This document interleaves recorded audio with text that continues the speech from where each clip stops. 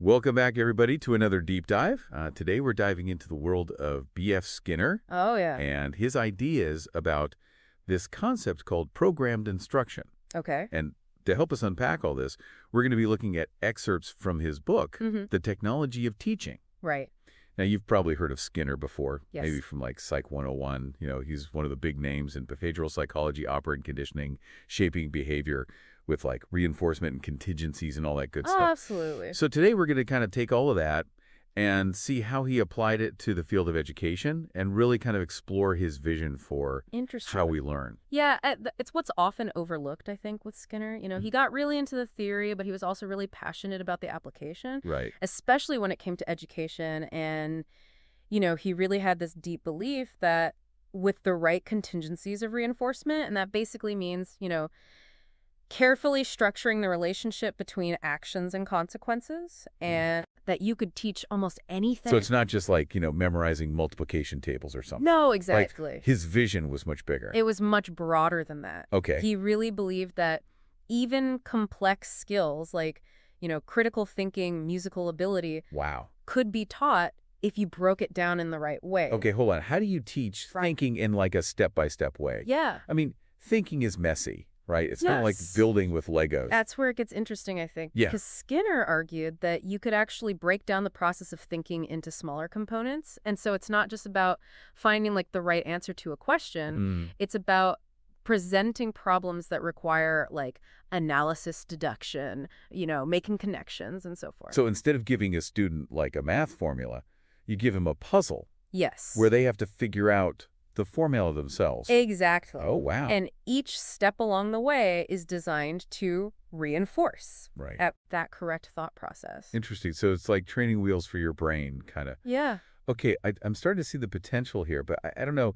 Doesn't this approach kind of make learning feel a bit too mechanical? Like, Yeah. where's the room for like Right. creativity and that aha moment of discovery? This is a common concern, but Skinner didn't see it that way. Okay. He actually argued that, mastering the fundamentals, you're actually freeing up more mental space Interesting. for creativity. Okay. So imagine a musician who spent years practicing scales and technique. Right? They can then improvise and express themselves Yeah. musically in ways that someone who hasn't mastered those basic skills could never even dream of. So the structure is like the scaffolding that allows you to then build something truly unique on top of it. Exactly. Wow. Okay, and what about motivation? Yeah. Because like in this system, where does the drive to learn come from? Well, and let's not forget about intrinsic motivation. Right. Skinner recognized that the feeling of accomplishment, of figuring something out, Yeah. is incredibly powerful. Like that feeling when you finally solve a tricky crossword puzzle or something. You Exactly. get that little rush. Yeah, and program instruction isn't about replacing that feeling. It's about designing those learning experiences to maximize those moments. Got it. This is giving me a lot to think about. Good. But one question keeps popping up for me Yeah, with this whole thing. sure. If we can design these learning experiences that are like so effective and personalized and everything, what happens to teachers? Right. Are we all just going to be replaced by robots? Skinner addressed this head on. Okay. He saw machines as tools Okay. to enhance teaching, not replace it. Okay. Think of them as like assistants Mm-hmm. that can handle the repetitive tasks, you know, like drilling vocabulary, Right. grading multiple choice quizzes. So that frees up teachers then to focus on the things that machines can't do, Exactly. like mentoring, inspiring, leading discussions. Exactly. Interesting. And this actually brings us to one of the most thought-provoking Okay. parts of Skinner's work. Right? He argued that this kind of education, even one that uses programmed instruction, could actually lead to greater freedom For students. for students, yes. Now that's a head scratcher. Yeah. How can a structured approach like this lead to more freedom? It's a good question. Yeah. Skinner believed that by teaching effective learning strategies, critical thinking skills, and those self-management techniques, you're equipping students to become more self-reliant. Okay. They can learn anything, pursue any interest, Wow. without being dependent on someone else to spoon-feed them information. So it's like giving them the keys to their own learning kingdom. Exactly. That is a powerful concept. It is, Yeah. and it really challenges us to kind of reconsider what we mean by freedom in education. Right. Is it about letting students do whatever they want? Okay. Or is it about giving them the tools to be truly self-directed learners? capable of shaping their own destinies. This is definitely making me rethink a lot of assumptions. Good. We covered a lot of ground, but I feel like we're just scratching the surface here. Yeah. Of Skinner's ideas. There's so much more to unpack. For sure.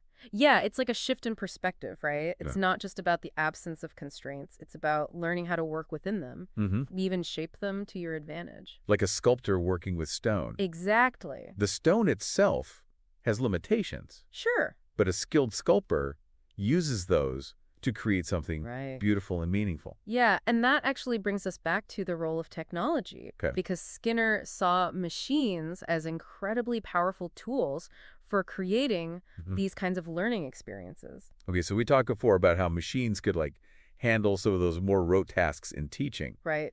But how else did he envision them being used? Well, one of the biggest advantages he saw was the ability to provide immediate feedback. Okay. You know, in a traditional classroom, a student might have to wait days, Yeah. even weeks to get feedback on their work. Right. And by then they've moved on to other things. Yeah. The moment has passed. Right. It's not as effective. It's like getting directions after you've already arrived. Exactly. Not very helpful. But with a teaching machine, that feedback is instantaneous. Right. The student knows right away if they're on the right track. Yeah. And they can adjust their thinking accordingly. So it makes the learning process much more efficient. Much more efficient, yeah. And it also takes some of that pressure off the teacher Yes. because they don't have to spend hours and hours grading papers. Exactly. They can use that time to actually interact with students Right. in more meaningful ways. Yeah, and machines can also be really good at personalizing the learning experience. Okay. You know, in a traditional classroom, everyone's expected to move at the same pace. Right. Regardless of their ability. Regardless of their ability or learning style. Which can be really frustrating for students Very who frustrating. are either struggling to keep up Yes. or bored because they're ready to move ahead. Exactly. Okay, so with programmed instruction, each student can go at their own pace. At their own pace, exactly. So everyone is appropriately challenged Right. and supported. Yeah, it's about meeting students where they are. It sounds like he was envisioning a personalized learning experience way before we have the technology to make it a reality. Yeah, decades ahead of his time. And even though technology has come a long way since Skinner's day, it seems like his core principles Right. are still relevant today. They are, absolutely. You know, we see them reflected in things like online learning platforms, Yes. adaptive learning software, all this emphasis on personalized learning paths. Right, it's all connected. It's amazing how his ideas from, back then are still shaping how we think about learning today. It is. But I got to be honest, Yeah, even though I'm really intrigued by the potential here, sure. there's still a part of me that's a little wary of relying too much Okay. on technology when it comes to education. I understand that, and I think it's important to remember that technology is a tool. Right. And like any tool, it can be used for good or for bad. Mm-hmm. It's up to us Right. to make sure that it's being used responsibly and epically. Yeah, we can't just let it become a substitute for human connection. Absolutely not. That's a really crucial point. It is. Because there are potential downsides Yes. to all this. You know, things like the digital divide, Right. the risk of kind of dehumanizing education. And we can't forget the importance of that human element Right. when it comes to learning. Yeah, and I think this is where the role of the teacher Okay. becomes even more important. Yeah. They're not just there to like dispense information. Right. They're mentors, they're guides, facilitators. And most importantly, they're human beings Right. who can connect with students on an emotional level and inspire a love of learning. So while machines can enhance teaching, they can't replace it. They can't replace that human element. Right. That's so essential. Okay, but let's be real for a second here. Sure. I mean, there are some valid criticisms of Skinner's approach, right? Of course. It's not all perfect. No theory is without its limitations. Okay, what are some of those? Well, one of the main criticisms is that it can be too rigid, Okay. too structured. Yeah. Critics argue that it doesn't allow enough room for creativity, Right. flexibility, student choice. It can feel a bit like training a dog with all the rewards and punishments Right. rather than educating a human being. Yeah, that's a fair point, and it's important to acknowledge that Skinner's early work on programmed instruction was pretty behavioristic. Okay. You know, it's very focused on controlling and shaping behavior through reinforcement. Mhm. But it's also important to remember that his thinking evolved over time. Okay. He later emphasized the importance of things like creativity Right. and self-expression in education.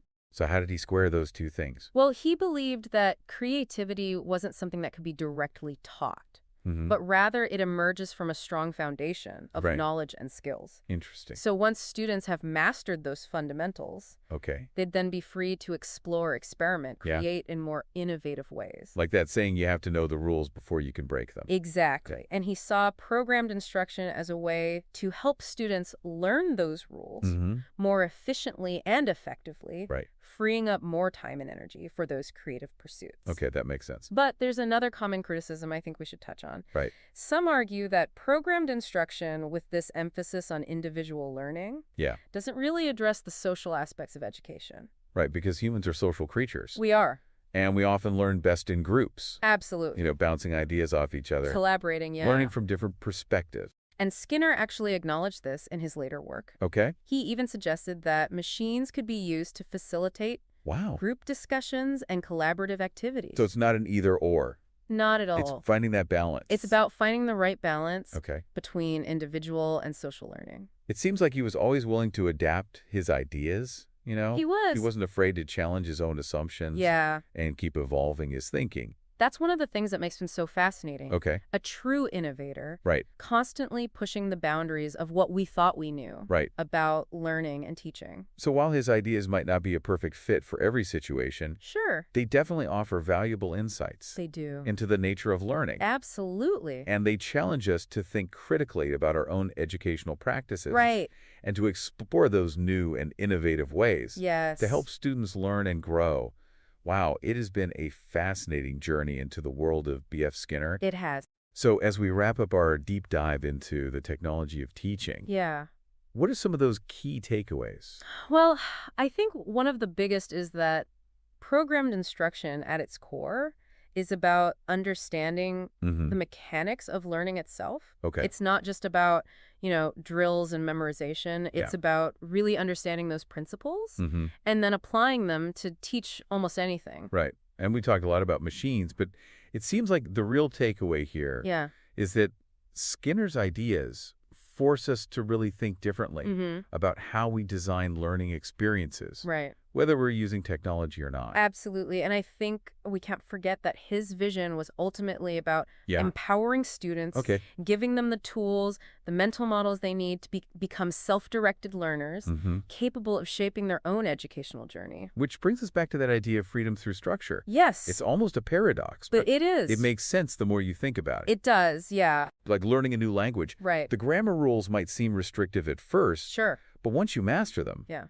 you have the freedom to express yourself in ways that you never could before. Exactly. Like the difference between trying to write a song by just randomly hitting keys on a piano Right? versus understanding chords and progressions. Yeah. Suddenly a whole world of possibilities. Exactly. And I think that's what's most exciting about Skinner's legacy. Okay. He challenges us to rethink what education can be, Right. to move beyond those traditional models of rote learning, Yeah. and embrace a more learner-centered approach. So it's not just about acquiring knowledge. Right. It's about developing the skills and the mindset. Yes. You need to become a lifelong learner. Absolutely. Someone who can adapt and be resourceful and navigate a world that's constantly changing. And that's a vision worth striving for, It is. wouldn't you say? Absolutely. Skinner's work might be rooted in the past, Mm-hmm. but his ideas about learning Right. feel incredibly relevant to the future. They do. He really pushes us to ask those tough questions about technology, Yeah. about the purpose of education, Mm-hmm. and even the nature of freedom itself. And those are questions we should all be grappling with We should. as we continue to shape the future of learning. Well, this has been a really thought-provoking deep dive into B.F. Skinner It has. and the technology of teaching. For sure. We've really explored those core principles of programmed instruction. Yeah. We talked about the potential benefits and limitations Mm-hmm. and its relevance in a world that's increasingly shaped by technology. Absolutely. Hopefully, this has given you a new lens to view your own learning experiences That's right. and to think about the vast potential of a well-designed education system. I think so. Thank you all for joining us on this deep dive. Yes. Thank you. Until next time, keep exploring, keep questioning, and keep learning.